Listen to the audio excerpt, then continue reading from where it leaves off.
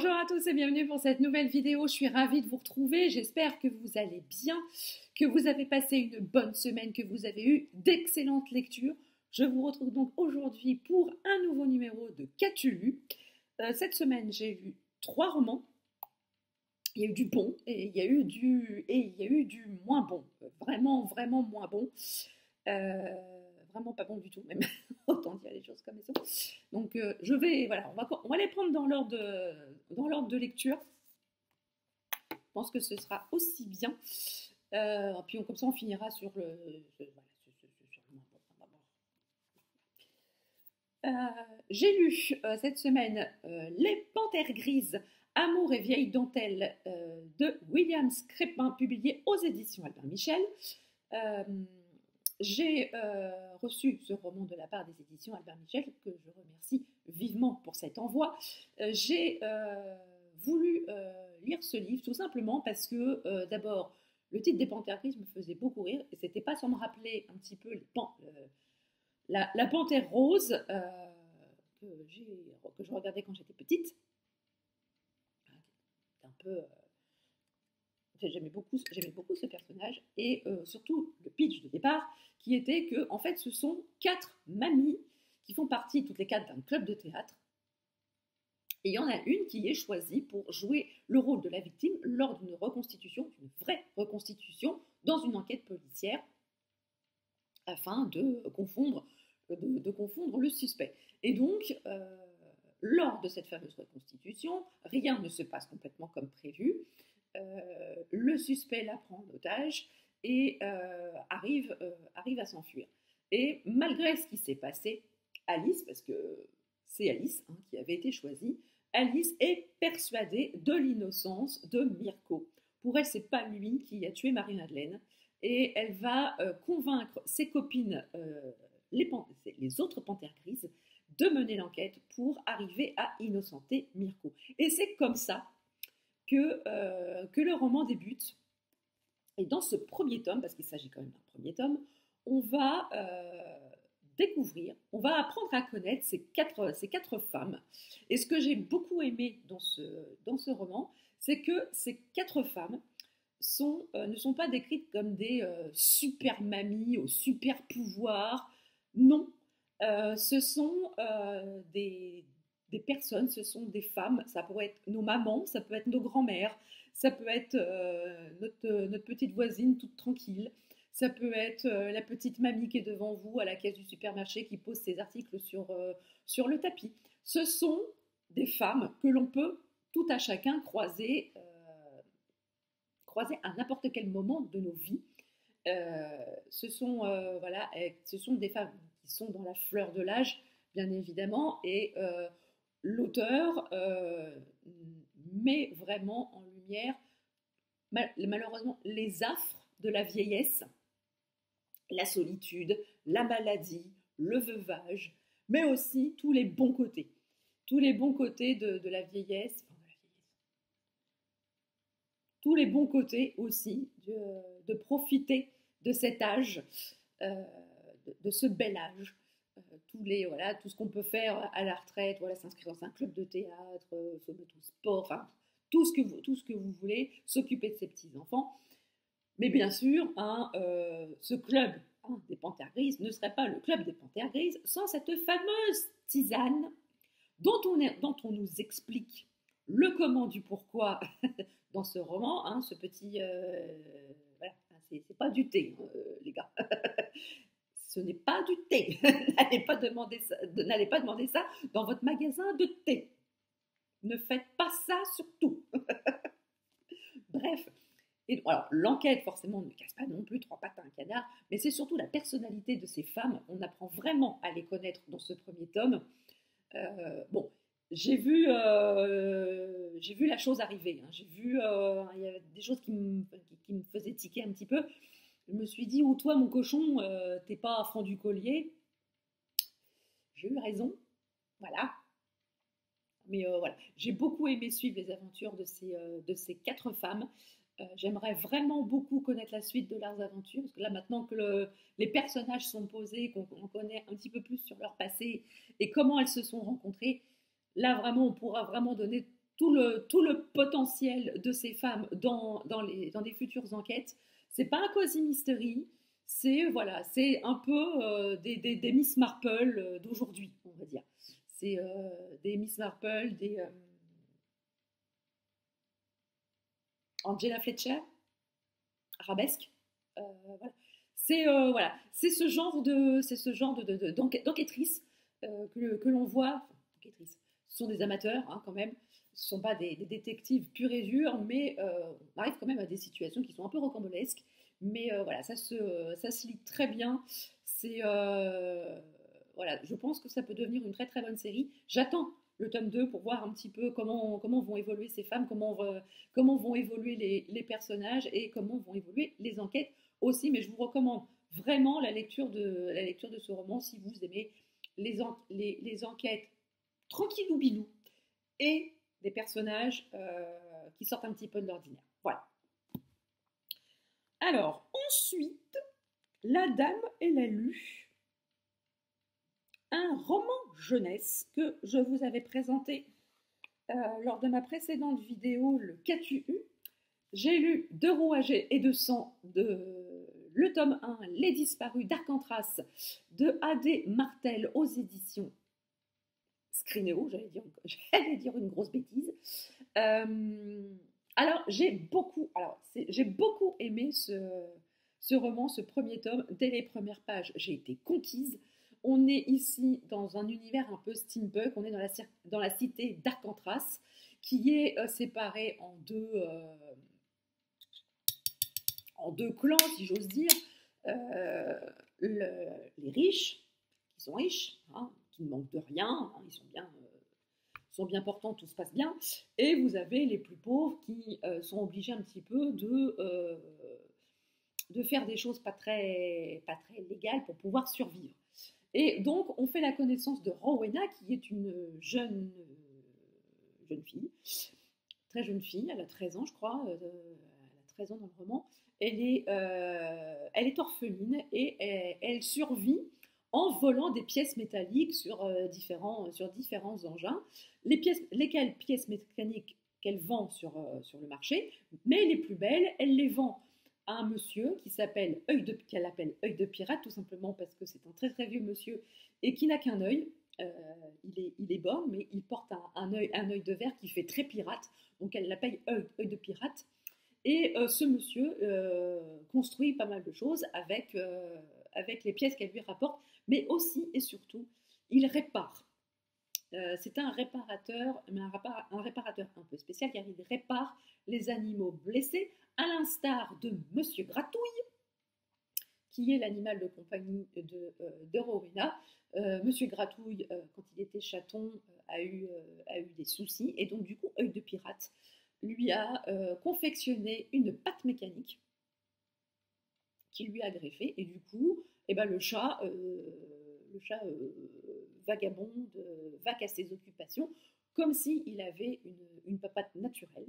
Et il est aussi doté de lunettes. Alors, je vous laisse imaginer un petit peu la tête du chat. Ça me fait beaucoup rire, mais bon. J'ai beaucoup aimé ce personnage de chat qui a par moments des comportements d'humains. C'était très très drôle. C'était ouais, c'était un peu bizarre, mais comme quoi hein, nos animaux de compagnie peuvent avoir des réactions tout à fait humaines aussi. Et on le voit bien dans ce roman. Et on a aussi un autre personnage, il s'appelle Eugène. Lui, il est vraiment issu de la bonne société d'Arcantras, mais il s'est passé quelque chose. Il a été banni de sa famille, il a été banni de son monde de riches, et du coup, il est un petit peu condamné à vivre dans l'entre-deux d'Arcantras. Il survit en tant que journaliste et il veut absolument trouver l'affaire qui va le faire se catapulter dans les hautes sphères du journalisme. Et son patron va lui demander d'enquêter sur de nombreuses disparitions qui ont lieu dans le quartier industriel, des disparitions d'enfants et de jeunes adolescents. Alors, Eugène, il est assez... au début, c'est pas vraiment le genre d'affaires à laquelle il s'attendait, tout simplement parce que lui, il attendait un truc vraiment retentissant dans le milieu des riches, qui allait le refaire revenir par la grande porte dans son milieu, et en fait, pas du tout. Pour lui, bah, voilà, bon, c'est triste, c'est malheureux que ces jeunes disparaissent, mais bon, c'est dans le quartier pauvre, hein, limite, il s'en fout un peu. Malgré tout, il va quand même enquêter. Parce que, au fur et à mesure de ses enquêtes, il va découvrir un monde complètement inconnu. Il va découvrir que la pauvreté des gens, il va découvrir comment ils survivent. Et tout un nouveau monde va s'ouvrir à lui. Et du coup, il va en apprendre aussi beaucoup plus sur lui-même qu'il ne l'aurait imaginé. Et donc voilà, vous avez tous ces personnages-là euh, qui vont se côtoyer, qui vont se croiser, qui vont interagir ensemble. Dans ce premier tome, on va découvrir beaucoup de choses sur la cité d'Arcantras, on va découvrir beaucoup de choses sur le passé de Gênes. On en sait assez peu finalement sur le passé de Rowena. Tout ce qu'on sait, il y a juste c'est juste un tout petit quelque chose sur son passé, mais on n'en sait vraiment pas plus. Et j'espère vraiment que dans le deuxième tome, on va approfondir un petit peu le passé de Rowena. J'ai adoré ce premier tome. C'est de la jeunesse, mais franchement, c'est parfaitement lisible par des adultes. Par contre, alors sur le communiqué de presse, on voit que ce roman est abordable à partir de 14 ans. J'adresserai quand même un petit bémol, tout petit. C'est peut-être la vieille peau que je suis, mais il y a quand même des scènes et une partie des dialogues qui, à mon sens, est peut-être un peu trop fort pour des ados de 14 ans. Par moments, c'est des choses qu'on retrouverait facilement dans des romans adultes. Et là, il y a quand même certains passages dans ce roman jeunesse qui font quand même très très adultes. Alors, je sais que maintenant, les enfants de 14 ans sont un peu plus en avance qu'on pouvait l'être, nous, la génération d'avant, à leur âge. Mais enfin, quand même, voilà. Après, ça reste que mon humble avis. Après, si vous considérez que votre ado de 14 ans est tout à fait capable de lire ce... Après, il y en a. Il y en a qui sont tout à fait capables de lire ce genre de passage sans être tourneboulet. Mais voilà, tenez quand même à faire un petit avertissement pour que vous ne soyez pas surpris. Mais en tout cas, c'est vraiment une excellente lecture pour ma part. J'ai vraiment hâte de lire le tome 2 qui, d'après mes informations, sortira en septembre 2022, donc à la rentrée. Donc autant vous dire que vivement la rentrée. C'est pas pour reprendre le boulot ou l'école, c'est surtout pour voir la suite. Voilà. Et enfin, je vais vous parler du dernier roman que j'ai lu qui a quand même été une grosse déception, il faut quand même le dire. Là, excusez-moi, je bois mon thé dans la belle tasse que j'avais reçue du Cherche-Midi avec le tome 2 des enquêtes d'Anna Swensen que j'avais remporté grâce au concours de Steph de Piketty pour ses 40 ans. Et je me mets petit à petit dans l'ambiance quai du polar qui a lieu, je vous le rappelle, le week-end prochain, le week-end du 1er au 3 avril. Ça se déroule à Lyon. J'y serai le samedi en début d'après-midi. Je serai tout l'après-midi là-bas. Et je ne pense pas repasser le dimanche, hein, parce que le dimanche, on repart en début d'après-midi aussi par le train. Donc voilà, c'est une visite éclair. Mais comme je vous le disais dans une précédente vidéo, les quais du polar, pour moi et ma bonne de potes, c'est l'institution, c'est le rendez-vous de l'année. C'est notre week-end où on se retrouve tous. Et je peux vous dire que là, ça fait quand même 2 ans qu'on ne s'est pas vu en vrai. On se fait des visios, on se fait des apéros visio. Alors, je sais qu'en ce moment, les read with me, c'est très tendance, mais nous, on fait des apéros with nous. Je peux vous dire que c'est aussi très très sympa. Alors, c'est un week-end qui va être fatigant. Je pense que la prochaine vidéo, j'aurai les cernes jusque-là. Mais bon, ouais, comme vous pouvez le constater, j'ai quand même mon sweat qui est, voilà, qui vous dit parfaitement, qui vous pose parfaitement ma condition. Hein. Désolée pour les cernes, mais c'est épuisant d'être parfaite. Et c'est pas faux. Voilà. Donc, je pense que la semaine prochaine, j'aurai les scènes jusque-là. Mais bon, ce sera de la bonne fatigue parce que comme voilà, voilà, on va passer un peu plus de temps dans le train que sur place. Mais c'est vraiment une institution. On a vraiment très hâte de se retrouver, de retrouver l'ambiance du salon. Donc si vous, voilà, si vous voulez y aller, si vous comptez y passer, peut-être qu'on s'y rencontrera. Je serais ravie de vous rencontrer en vrai, bien entendu. N'hésitez pas à me faire signe si vous voulez qu'on discute et qu'on se rencontre vraiment en vrai et qu'on fasse connaissance vraiment en vrai. Donc, la parenthèse Quai du Polar étant terminée, et je peux vous dire qu'avec les copines, là, le week-end dernier, on s'est toutes remis en mode Quai du Polar. Et je peux vous dire que les conneries, ça fuse.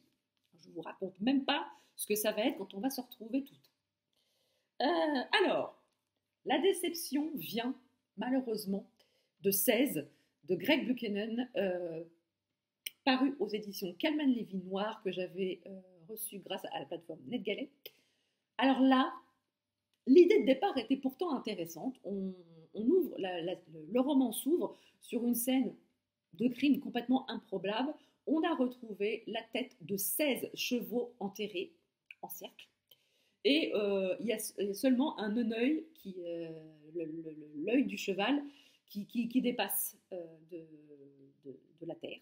Donc ça laisse quand même un petit peu glauque, hein, quand même. Et on a mis l'inspecteur Alec Nichols sur l'affaire. Il est assisté de Cooper Allen, qui est une vétérinaire un peu spéciale. Elle est un petit peu spécialisée pas dans les scènes de crime, mais presque, un peu dans ce genre de scène, dans ce genre d'affaires. Et ils vont commencer à enquêter, ils vont déterrer les têtes de chevaux. Il faut savoir aussi que les queues sont enterrées aussi à proximité. On n'a pas retrouvé les corps. Et donc, il faut retrouver les propriétaires, savoir comment l'enlèvement s'est passé. Enfin, tout le travail d'enquête commence. Et dès le départ, j'ai su que ça n'allait pas le faire. Vous savez, il y a des fois, je vous dis, dès les premières pages, je sais que ça va être un coup de cœur. Et là, dès les premières pages, j'ai su que ça n'allait pas le faire du tout. Je n'ai eu aucun attachement aux personnages principaux. L'inspecteur Alec Nichols est mou du genou. J'ai eu envie de le secouer comme un prunier pour qu'il se réveille. Son acolyte vétérinaire, elle est bien gentille, mais je l'ai trouvée un petit peu bizarre. Elle était bizarre. Voilà, c'est le mot. Et puis, voilà, dans la première partie, il ne se passait pas grand-chose, ça avait du mal à décoller, l'enquête tournait en rond, il ne se passait rien. Et puis, on faisait des allers-retours dans le passé, c'était vraiment sans queue ni tête. Franchement, je me demandais là où l'auteur allait en venir. Et puis arrive la deuxième partie, et là, l'enquête prend un virage complètement nouveau, complètement différent, et je me dis, ah, ben oui, si on part là-dedans, ça peut être vachement intéressant. Et mon enthousiasme s'est écroulé comme un soufflet. Ça aurait pu être intéressant, mais l'auteur est encore une fois reparti dans complètement autre chose, dans un truc complètement différent. Il a complètement laissé tomber cette nouvelle piste, ce nouveau virage, est complètement parti dans autre chose. On repart dans le passé vraiment passé, dans le passé de plusieurs personnages. Et voilà, on continue comme ça. Le style était poussif. Je me suis attachée vraiment à aucun personnage, ni aux principaux, ni aux secondaires. Et quand la révélation finale est arrivée, ça m'a laissé aussi froide qu'un bâtonnet de poisson pané. Complètement. J'ai dit, ah ouais, bon. Finalement, tout ça pour ça. On était parti pourtant sur un truc de départ qui aurait pu donner quelque chose d'intéressant, et on arrive à un truc complètement banal. Et là, franchement, je dis, bon, ouais, donc, ouais. Non, là, franchement, je suis très, très déçue. Très, très déçue de ce roman. Alors, pourtant, j'en avais discuté un petit peu avec l'ami Christophe du compte sur la route des livres sur Instagram. Il m'avait dit, oh là là, il m'avait dit, je veux pas te briser le moral, mais enfin, c'est un peu black. Effectivement, Christophe, si tu vois cette vidéo, je suis d'accord avec toi. C'était pas... Je te rejoins sur ce dont on a parlé. Effectivement, c'est tout ça pour ça. Voilà. Donc voilà, je suis assez déçue de ce roman. J'en attendais beaucoup et finalement, c'est un peu une déception. Alors après, ça n'engage que moi, hein, ce n'est que mon avis. Surtout si vous l'avez lu, n'hésitez pas à me dire en commentaire si vous l'avez lu et si vous l'avez aimé, ou au contraire, si vous êtes comme moi, vous ne l'avez pas aimé, pour quelle raison vous ne l'avez pas aimé. Je serais ravie de vous lire en commentaire comme à chaque fois. Je vous remercie de votre fidélité toujours plus grande de semaine en semaine. Merci à vous. Ça m'encourage vraiment de continuer de vous présenter, d'essayer de vous présenter des vidéos et des livres que j'espère qu'on ne voit pas partout, bah, pas pour tous, bon, hein, c'est pas pour tous, parce que bon, je lis quand même des nouveautés, mais j'essaye aussi de vous présenter des romans qu'on ne voit pas partout sur Booktube. Et j'espère que ce contenu continue à vous plaire. N'hésitez pas à me le dire aussi en commentaire. Voilà, si vous avez aimé la vidéo, n'hésitez pas à mettre un petit pouce en l'air, ça fait toujours plaisir et ça encourage. Si vous n'êtes pas encore abonné à la chaîne, n'hésitez pas, c'est gratuit, ça fait plaisir et ça ne fait de mal à personne. Sur ce, je vous laisse, je vous souhaite une très très belle semaine, de très très belles lectures. Je vous dis peut-être à samedi au Quai du Polar et je vous dis à très bientôt.